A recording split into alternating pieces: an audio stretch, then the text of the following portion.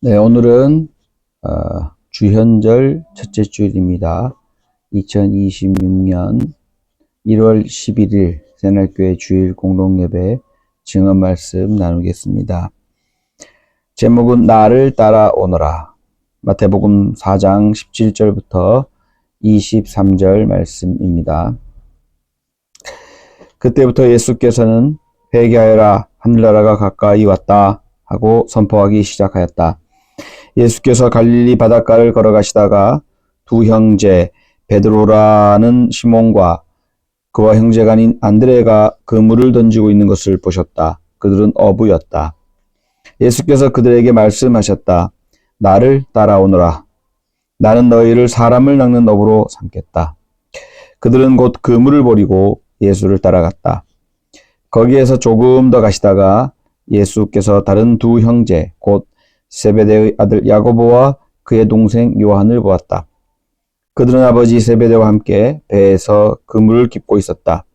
예수께서 그들을 부르셨다. 그들은 곧 배와 자기들의 아버지를 놓아두고 예수를 따라갔다.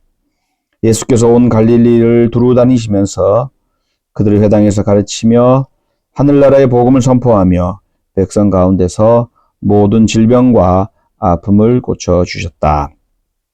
이것은 주님의 말씀입니다. 네, 오늘 나를 따라오너라 라는 제목의 증언 말씀 나누겠습니다. 오늘 본문의 위치는 예수께서 요단강에서 세례자 요한에게 세례를 받았습니다.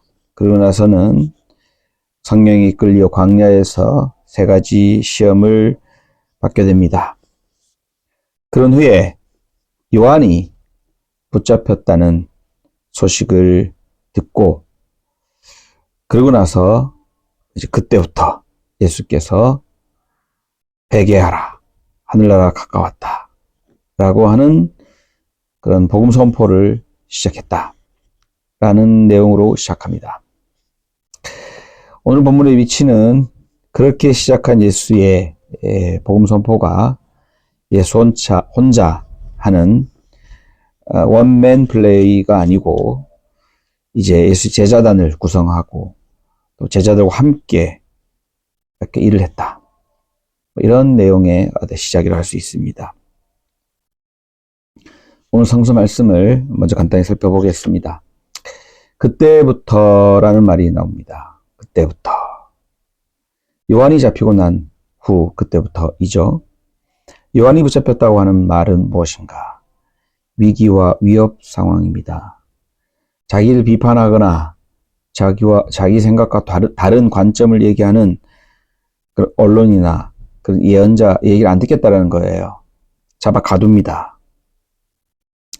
그런 상황에서 대체적으로는 도망가고 실망하고 낙담할 수 있는데 예수는 오히려 그때에 비로소 본격적으로 시작했다. 이런 내용이 성서 말씀에 나옵니다. 두 번째는 두 형제를 불렀고 또 다른 두 형제, 즉 4명을 부르게 되는데요. 이들이 어부였다는 사실입니다. 어부를 다니면서 어부들을 찾았다는 거죠. 보통 선생은 오는 제자를 맞이하는 것이 되게 상례입니다. 그런데 오늘 예수는 두루 다니면서 제자들을 찾아 나섰죠. 그것도 교육받지 않은 어부, 많은 교육을 박학다식한 제자 될 만한 사람을 찾는 게 아니라 민중을 찾았다는 거예요. 어부를 찾았다는 겁니다. 특이한 거죠. 그런데 거기에 또 자세히 보면 베드로와 안드레는 그리스식 이름입니다. 즉 유대계 아닌 사람도 제자로 맞아들였고 또 야고보는 히브리식 이름이죠. 그러니까 유대식, 히브리식 이름입니다. 이 사람도 받아들였다. 즉 제자단을 구성할 때 이제 특정 정파, 특정 어떤 그 경향성, 특정 민족적 개념 아니고 정체성 개념이 아니고 초문화적으로 대범하게 구성하는 거예요, 제자단을. 그런 면이 좀 나옵니다. 세 번째는 그물을 버려두었다라는 진술 나오고 배와 아버지를 놓아두고 예수를 따라갔다는 얘기 나옵니다. 베드로와 안드레는 그물을 버려두었고 야고보와 요한은 배와 아버지를 버려두고 갔다는 거죠. 베드로와 안드레는 지금 하고 있는 것을 바로 즉각적으로 놓았다는 거고 야고보와 요한은 그들의 가업, 전통 이런 걸 놓았다는 것입니다. 이게 증폭인지 아니면은 지금 하고 있는 것, 그 다음에 앞으로 할 것, 이걸 다 이렇게 대비하면서 놨다고 하는지 그건 뭐 생각하기 나름이지만 아무튼 지금 하고 있는 것과 가업을 즉시 내려두고 즉시 예수를 따랐다는 사실 우리가 볼 수 있습니다. 무엇이 그들을 즉시 따르게 했을까? 미스터리하지만 아무튼 뭔가 이렇게 전율 같은 게 느껴져서 확 따랐던 그런 느낌 듭니다. 예수의 한 말입니다. 네 번째, 사람을 낚는 어부가 되게 하겠다 이런 말입니다. 사람을 낚는 어부, 사람을 낚는다는 게 뭘까? 아마 어부이기 때문에 또 이해하기 쉽게 얘기했지 않았을까 그런 생각도 들지만 저는 그물에 대해서 한번 생각합니다. 이들이 주로 만졌던 게 그물이죠. 그물을 버려두었다. 배를 버려두었다. 하여튼 그물을 버려두고 따라갔단 말이에요. 이제 그물이 필요 없는 거죠. 사람을 그물로 만들어서 사람을 낚는다 라고 하는 말은 사람을 모아 조직하고 세우고 사람으로 들끓게 하는 그런 걸 하게 하겠다. 이런 예수의 이야기 같아요. 그게 바로 예수가 말한 사람을 낚는 어부가 되게 하겠다라는 것이 아닌가 하는 생각이 듭니다. 어쨌든 허무맹랑한 얘기죠. 보장이 없습니다. 확실한 미래가 있는 게 아닙니다. 하지만 사람을 낚는 어부가 되게 하겠다. 이 말에 따라 나서게 되는 거죠. 그리고 마지막으로 예수가 최종 진술이죠. 전체적인 이미지를 얘기합니다. 예수가 두루 다니면서 가르치고 복음을 선포하고 백성들의 아픔들, 질병을 고쳐줬다. 이런 얘기가 나옵니다. 먼저 이걸 예수님의 입장에서 본다면은 예수는 지금 시험을 물리친 따끈따끈한 뜨거운 열정을 갖고 있습니다. 그런데 오늘 성서 말씀을 보면서 느끼는 점은 어려울 때 뛰어드는 거죠.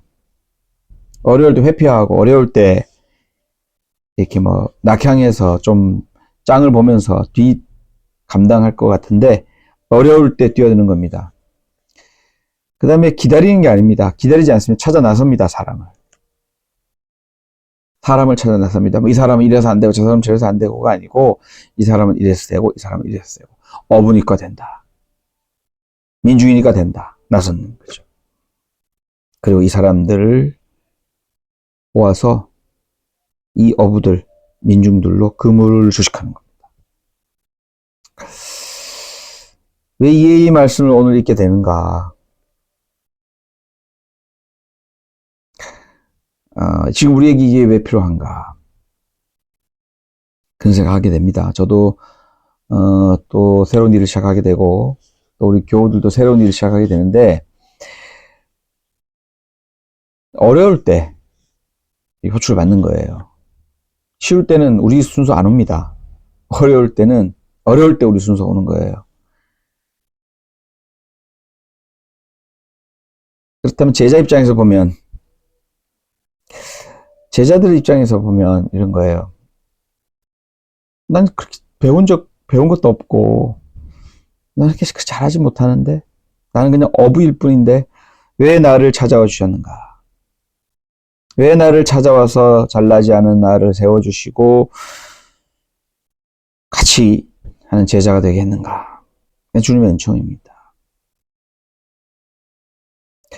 제자 입장에서 지금 필요한 거 있잖아요.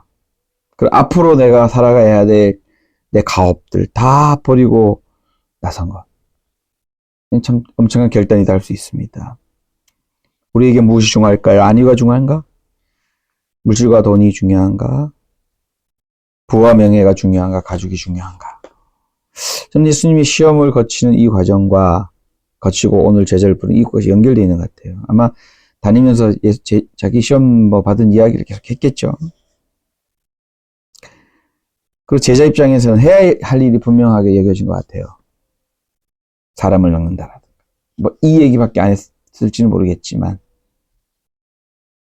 이 당시에 이 히브리들 막 그 세례자 요한은 혼자 막 이렇게 있으면서 외롭게 막 혼자 예언자처럼 외쳤다면은 이 예수님은 다니면서 이 조직하고 다니는 거예요.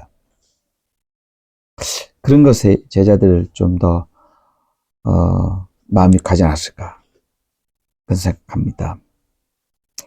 결국은 예수님이 나를 따라오너라 라고 할 때 따라갈 것인가 말 것인가 결단의 문제가 있습니다. 오늘 예수님께서 우리를 부르십니다. 상황이 좋아서 호락호락해서 뭔가 미래가 보장돼서 우리를 부르는 것이 아닙니다. 어려울 때니까 우리를 부르십니다. 그리고 사람들이 절망해 있기 때문에 우리를 부르십니다. 그리고 이 외치는 스피커로서 우리를 부르는 게 아닙니다. 사람을 조직하는 일로 우리를 부르시는 것입니다. 정말 보장이 없습니다. 우리 안위도 보장이 없고요.